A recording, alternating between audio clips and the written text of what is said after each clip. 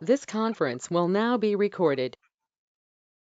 All right, good morning and welcome to the Virtual Brain Trust. I'm Dr. Sean Drake, and I've got with me a very good friend of mine from the TPI world, someone who I admire very much when it comes to movement and mindset and meditation, Charleene O'Connor. She's down in Florida right now. She's brought an assistant with her, so I'm excited to just talk about meditation right now, especially with the craziness of the world. There's a lot of things changing. You know, you're always on me about staying calm and, trying to slow things down, and I think I'm finally being forced into doing that. So Charlene, give us a little bit about your background, kind of what you do, where you're located right now, and what your passion is. Okay. I'm in Palm Beach Gardens, Florida. My background, I went to school for exercise physiology. I had studied physical therapy originally and then got into a lot of biomechanics work and TPI golf fitness. And the meditation came about, I was playing around with it for a couple of years, and then it just seemed my life was not my own anymore. I didn't even know whose life it was. And I realized something needed to change, but I didn't know how to make the changes. So I was introduced to Kriya Yoga and Kriya meditation. So I took a 1-year meditation teacher training course. And honestly, it's changed my life, especially in a time, what's going on now. Of course, I've cried. Of course, things aren't great. I'm a one-on-one trainer and my clients don't want to be around me. Yeah. But I'm shockingly okay. I believe the universe was going to shit, and this is our opportunity to really focus on what we're supposed to do, which, not to be corny, but it's come back to a place of love and figure out what's important. And I found for me, the way to do it is meditation. I think the biggest misunderstanding people is to get something, and it's not. It's to get rid of things. Keep going, I'm listening. It's just to get rid of everything that's blocking. When fear or greed or jealousy or anger takes over, you completely lose your way. And if you just focus coming from a place of love in everything, then things fall back into place. So that's kind of where I'm at with it. And so one of the biggest things that I've really admired about you over the years is just how you're able to help your clients get back into that place of balance and love. And it's different than being pushed into just performance always, right? Like you always bring it back to like, how do you have a better life? How do you like live within so it expresses from without? And what are some of the main concepts? Obviously you had your yoga training and your meditation training. What were some of the biggest like pillars or key points that people at home right now can actually learn from? I think even with me learning, I also am a Gosku affiliate, and a big thing with the Gosku postural work. I will never forget, I was working with a senior tour player, and I was giving him a basic exercise of just lean your back up against the wall. And him just standing up straight, he said, "I feel cocky." So I looked at it as, I can't help someone who is so in their head and so insecure with being who they are. I would, just as you said, I would push and push, do these exercises, do this. If someone doesn't want to do it, they're not going to do it. Yeah. So you have to come to a place in understanding the balance between how you feel about yourself inside and if you make the time for exercise, something as simple as that. In my muscle activation techniques training, I took this long client intake form, and it's very, very informative. But one thing we learned is if people weren't sticking with the program, sometimes it came down to they just didn't feel like they deserved it. They didn't deserve to put the time into themselves when they have to work to support their family or work to not understanding if one person's happier, you can make one other person happier and one other person happier. So the biggest thing I learned is you can't force anything. Yeah. But you can just explain, I'm a science head. I have to understand everything science-wise. So I'd be the first to kind of gently, sending them articles if they're that type A personality on maybe why these things will benefit them. And even me in meditation 10 years ago, I thought it was weird. It's weird. Mantras are weird. So I needed to understand why. Now that I understand why, it's not weird. The Yeah. bottom line is we have so much shit in our heads. And the only way to get to the pure form of love and the pure form of who we are is to get rid of that.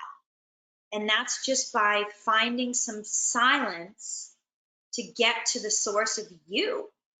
And I think that's the key thing right there, right? Is the silence. Like, so many people are not okay with the silence. And that's me personally, right? Like, I have a hard time with that. And so, so for those people at home right now, right? And say that, we're obviously gonna do a small little meditation in a minute, but what are some tools that they can go look at, or, obviously at the end, we're gonna give your information so they can reach out to you and do virtual stuff, but what are some things they can be doing? Whether you have a family, you have a bunch of kids, you have no boundaries, there's a lot of chaos going on, like, or you're stuck at home by yourself. Like, what are some things that they can do right now? I mean, the first thing with meditation that's completely misunderstood, and this is going around to answer your question, is people think they're like, oh, I can't clear my mind. Great. You're not supposed to clear your mind. The mind is never going to be clear. It's about refocusing it when it goes to that place of darkness or goes to that place of annoyance. So there's this little technique, it's called neti, neti, neti, which means I'm not this thought, thinking this thought, I'm not thought. So anytime, you can do this 1,000 times a day. You don't have to be sitting in a meditative posture. You can be out and about, you can be with your kids, you can be, home in this quarantine situation. And when your mind goes to a dark place or a place of anger or a place that you can just kind of be like, neti, neti, neti, just neti, neti, neti. The more you do it, the more the mind will see it's actually easier to stay in this place of calm than constantly bouncing around into seeing. You become more aware when everyone's doing the best they can at this moment. Yeah. Absolutely. Everyone is doing the best they can at this moment. You have to really think about that. And I really believe it at this moment. So I find doing like the neti, neti, neti technique, it's almost like it snaps you out of like, oh my God, this is like, I'm home, I don't have any work, how am I going to pay the rent? It's like neti, neti, neti, just like, and be aware that everything's happening for a reason, which will help kind of bring you into that place of stillness instead of, I notice when I'm in a place of fear, it develops me. But now I know, and I know I can't think clearly there. So meditation brings me back to the place of like, okay, that's just your mind controlling you. So if you have a meditation that works, whether it's guided or a mantra, that can actually bring your mind somewhere else away from these dominating negative thoughts, you get clarity. Yeah, and I think the thing you just said there, very, very like profound for me, was the guided meditations. And being able, like, you send me guided meditations, and just being able to have an app. There's a lot of apps out there now. Huh? Did you listen to it? Yeah. And but I mean, for me, it's like I need to be in a way told what to do right now, because I'm constantly working, right? I'm constantly doing things and helping others, and so for me to sit back and just sit there in silence was really hard for me at first. So I'm like, so having a guided meditation that can actually take me through a period of time is so important. And you look at Joe Dispenza, and he talks about these 45 minutes to an hour, meditation a day, what that can do for the brain, how it heals the body. And like, the mind is an amazing, thing. And a lot of people tend to, and we're looking at mindfulness in classrooms now. We're looking at mindfulness in, relationships now. We're looking at mindfulness in work and, other environments. Yeah. And, kids are more stressed out now than they've ever been, right? We're more stressed out. Like on Facebook Live this morning, I talked about, I just typed in obesity, and I looked at all the co-infections and comorbidities the world has right now going into this virus, that we're actually going to come out more unhealthy than healthy after this situation. And that's a really scary, sad situation. So by utilizing these tools, what are some books that you love? Obviously, I've got mine that you sent me called Calm. Favorite. Love it. And I highly recommend any of you at home. It's Calm the Mind, Change the World. It's by Michael Smith. And what's great about this is literally it just has like different quotes or sayings or pictures. And by using this, it helps me because it's not complex. It's very simple.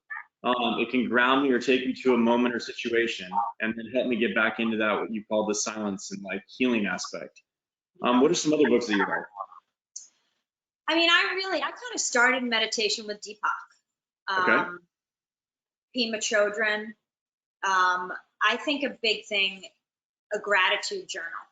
Mm-hmm. And these are things, this is an example of things that you bring so much in from your childhood, and there's so much in there that you think is the definition of who you are, but it's just kind of a buildup of emotions. Like my sister as a child, she stole my diary. So I'm not going to say I'm still 100% comfortable writing everything down, but it took such a process for me to start a gratitude journal and write things down, because I had these crazy, like, what if I die and someone reads this? And I'm like, wait, should that matter?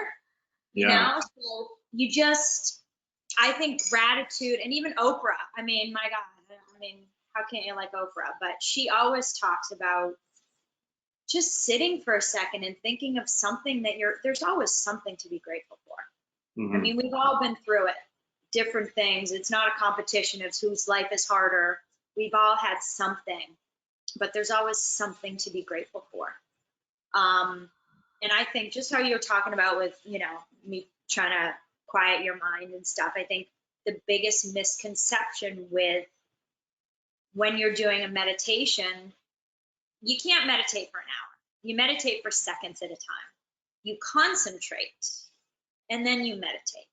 And you meditate in between those seconds of, and we can do a guided meditation of when your mind wanders, the only thing you can think about where it wanders to is like, isn't that interesting? I'm going to leave you for later and let's come back to the meditation. And each time you do that more and more, your brain will see it's easier to sit in the meditation. It's still going to wander. It's supposed to wander, but you'll be able to let go of those things more.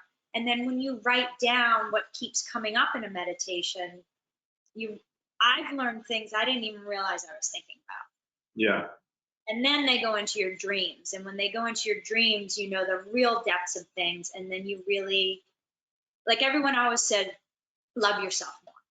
And I'm always like, I feel like I do love myself. Then I started meditation training, and my God, I judge myself all day long. It's just like, oh my God, all you do is judge this. And if you're judging yourself all day long, you're judging others all day long. Totally. So those are just kind of, things that have really helped me. It's like a reset. Now, yeah. So obviously, I mean, you just brought up a lot of like personal experience, right? And what were some of the emotions that people can expect, or that you had when you started meditation for the first time? Obviously, like, from my perspective, like anger and frustration comes up sometimes because I'm not very good at this, right? And so I tend to like not want to do it sometimes. So what are some of the emotions that you felt or that people will feel, or how do you help people understand what those emotions are when they start meditating? I think first you need to find the meditation practice that works for you, because there's so many different ones and everyone thinks their mind works differently. I mean, I definitely, the biggest thing I felt was I just couldn't believe how much I judged myself. I just didn't think I judged myself like that. I really didn't. And I was just like, why does everyone keep telling me to love myself more? I feel like, so that was probably the biggest thing. I think another thing, and this is a strange example, but it just, you always think things are happening to you. Yeah. And I lived in New York, and I rode my bike all around the city, and in front of Whole Foods, this woman would set up shop right where the bike racks were. So I could never put my bike there. It was the only place I could run into the Whole Foods, so poor me. So the first time I was like, I got to come from a defensive place. Like I'm on the defense, the defensive New Yorker, I got this tough girl. And I'm like, listen, I can't park my bike here. And she's like, I have to make a living. And it was this clashing heads. And I'm like, I have to find another way. Let me see if I'm different, if things change. It was like a week later, I went up to her very kindly and I said, listen, there's no other place for me to park my bike. I have to run into Whole Foods. Of course, sweetheart. She moves it. I leave. She's like, have a great day. It made me see how much I was creating the problems. Mm-hmm. And that did come from meditation, because it made me sit and think, you know, you got to be careful of this victimhood that comes out when you see you are creating your life. And I couldn't believe how easy it was to just be kinder, and I got it back. Yeah. And that's a key concept, is, you know, understanding that, you know, we are our environment, how we react to situations, you know. And one thing that a good buddy of mine, Anthony, right now, he taught me is that, you know, in this moment, all my needs are met. And like being able to own them, say like, they really are. And then, you know, if I'm angry or frustrated with something, or like I'm happy about something, I'm like, well, why am I happy? Like, I ask myself, like, you know, what is my part in this? Especially if I go negative, right? I'm like, okay, now what's my part in this? What am I doing? You know, like you just said, how can I come at this from a different situation? Do I need to come at it from a different situation right now? Do I even need to go near that at this moment? So those are really, really good questions. Obviously we're going to get into more on the science side of what meditation does for the brain here in a second. But from an athletic perspective, let's just talk athletes for a minute, because that's, you know, obviously one thing that you and I work heavily in. And, you know, people that are in quarantine, there's a lot of, you know, I had Monica Abbott on a few days ago talking about mental health and athletes in quarantine. You know, we had a lot of athletes that missed their seasons, that aren't going to get to play their senior year, that are losing out on championships. And, you know, what kind of advice do you give that person, or the person that's used to having their Tuesday night, you know, women's doubles and tennis? Like, what do you say to them right now? How do they use meditation to get through this moment? I think first, you know, some of my clients, yeah, I don't think they've gone 3 days without playing golf in 20 years. So they're just fidgety at home. And I think with that, first, I tell them, okay, let's find some time for things that you haven't had time to do, you know. Secondly, with meditation, I've been sending my clients every form of meditation to see what fits them best, and to see what kind of makes, I'm very fortunate that my clients are wealthy. And everything's so relative. I own a house, lucky me, you know what I mean? Like, they own a 14,000 square foot house, I own a 1,400 square foot house, but we both have something to be grateful for. So sometimes I'm taking advantage of the fact of getting them to slow down and do the more postural exercises that they normally feel, you know. It's hard to get people to do those, because they feel like, well, then I'm going to miss out on my run, or I'm going to miss out on this, when, you know, we're all as strong as our weakest link. So I'm trying to get my clients to work on those weakest links, to slow down a bit. So then when they can go play their sport, the sport's going to be even better. You know, I'm in Florida, so I'm sending them pool challenges, like, hey, who can tread water longer than me? Or I think with clients, the most important thing is really finding the why, meaning they want to play golf. Why? Some want to play golf because they enjoy the time with their friends. Others want to play golf because they work so hard. But I think really digging in and finding out why missing this is so important to you, then can help find you another avenue to get what you're missing right now. Absolutely. You know? So take us through a small, quick meditation. Like, how would you want somebody in quarantine to like position themselves? And then, like, you know, how would they do this when we get off the line? And then obviously I'm going to show them how they can reach out to you for virtual meditation. But, you know, what's something they can do at home today? Okay. And I'll first go again through the misconceptions or things that I didn't understand. I always went into a meditation, they just jumped into the meditation. Again, still not understanding any of the, why am I sitting like this? Why? I need answers, you know? So the first thing which people really need to understand is if your body isn't comfortable, you cannot meditate, period.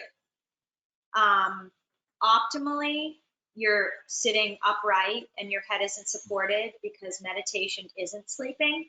You know, I've had people like, oh my God, I can't wait to meditate and fall asleep. And I was like, no, that's falling asleep, you know? So it doesn't, I can't sit cross-legged. I've had knee surgery. It's not happening. So optimally, you sit on a chair, head unsupported. If that's not comfortable, sometimes my back hurts. I lay on my back, put my legs up over a chair. Just find a way to be comfortable where optimally you're not going to fall asleep.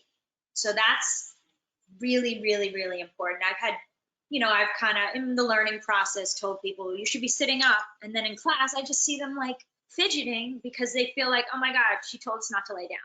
So just be comfortable. Be comfortable.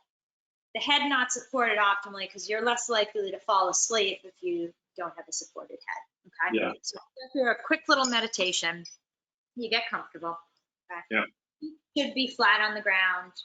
Palms should be facing up in a receiving position. Okay. Close your eyes. So like I said, the mind will wander. When it does wander, notice the thought. Don't judge the thought. And then come back to the meditation. So just take a deep breath and just exhale, let it out, sigh.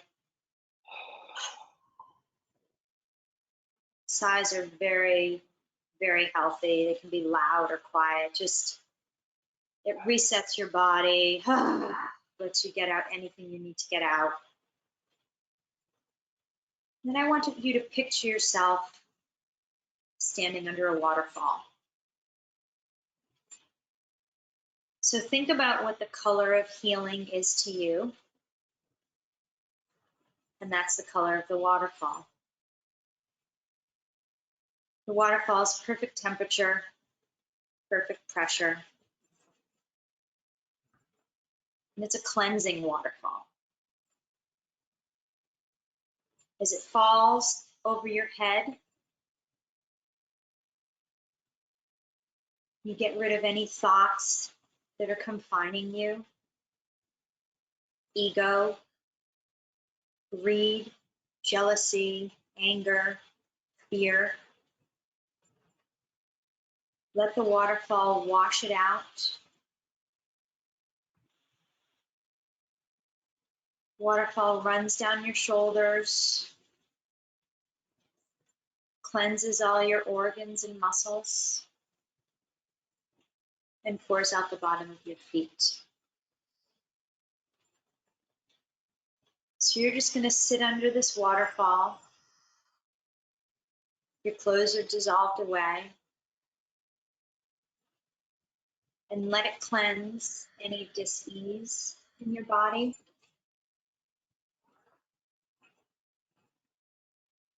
Any negative thoughts in your mind.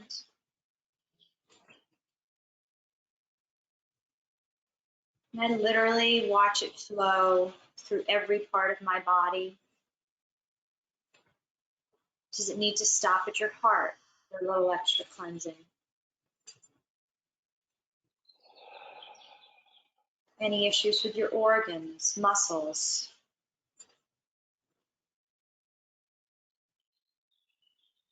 And all of it flows out your feet.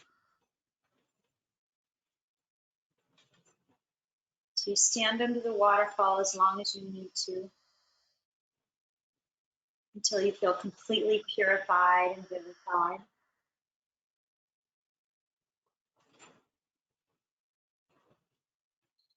And stay here as long as you want, as long as the mind allows you to.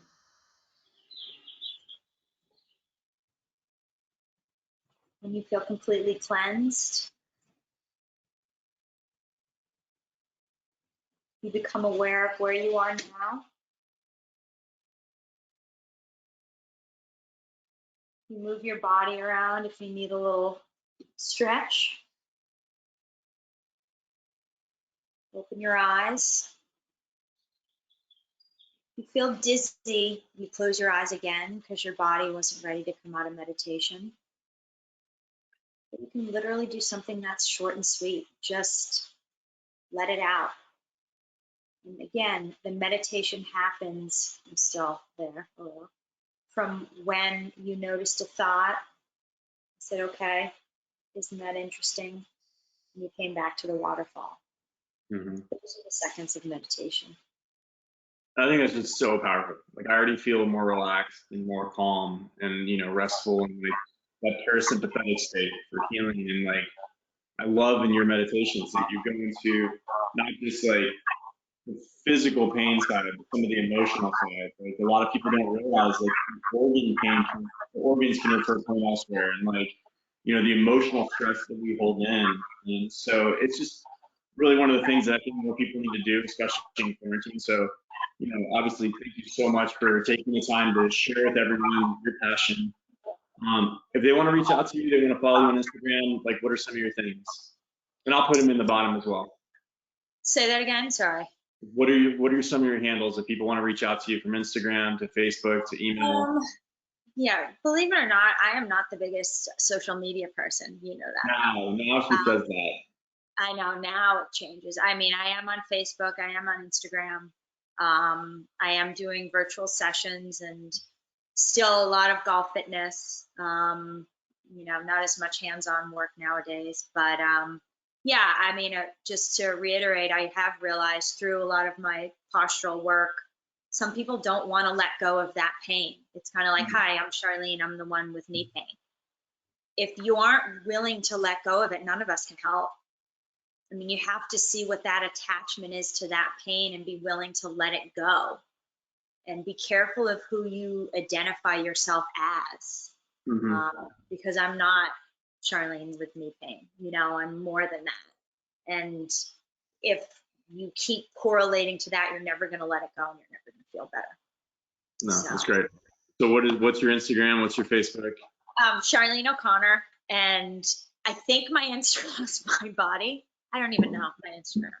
I'll pull it up for you guys. But anyways, we'll put that in the bottom. I'm grateful that you took the time to do this. I'm grateful you're in my life, number one. And then, you know, for those of you that are out there, like really, it's still something I struggle with even today is the meditation side of my day. And sometimes I can make it 5 minutes. Sometimes I can go longer. Sometimes, you know, I might just do a moving meditation. For me, like I love to surf. And so I'll actually paddle out sunset and have my meditation there as the sun goes down. I kind of let things go of the day. I'm like, what do I need to let go of today? What do I need to do? So meditation doesn't always have to be seated. It can be in movement, right? Yeah, that's right. Mine, and it's crazy, New York, riding a bike in New York, people who've done it will understand, is meditative because you cannot focus on anything else. So I know it seems weird, but like there is nothing else on my mind of like, is there a pedal in the road or is there a person in my way? So yes, meditation is in many forms, but sitting where you don't have to worry about a shark or a wave or a pedestrian is something you should also move into a little bit. Sharks need hugs too, though. It's okay. I know they do. I know. All right.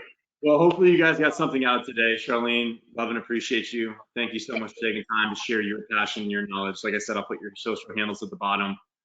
Please go back to the little, meditation we did earlier. You can just, go to that every day for right now until you've got the waterfall down. If you want to reach out to Charlene, do that. I definitely highly recommend picking up Calm. Type in, I know it's a bad one, but if you, it's a meditation with F-U-C-K on YouTube. It's really funny, but to me, it was one of the things that my buddy showed me first when I got into meditation, but like, it literally taught me how to let things go from a very, very different approach. It's a funny one. It's more of like a comedy side of meditation, but you got to find something that works for you. I think that's the key concept here. And whether that's in fitness and golf or, any type of sport that you're doing, to the physical, the emotional or spiritual, I think you got to find something that works with you, that you're going to be consistent with, that you're going to do every day if you can, or a few times a week. And really, I think that's what I hope you guys take from today. So again, Charlene, thank you. And we will we'll definitely have you back on. Sounds good. Thanks. See you soon.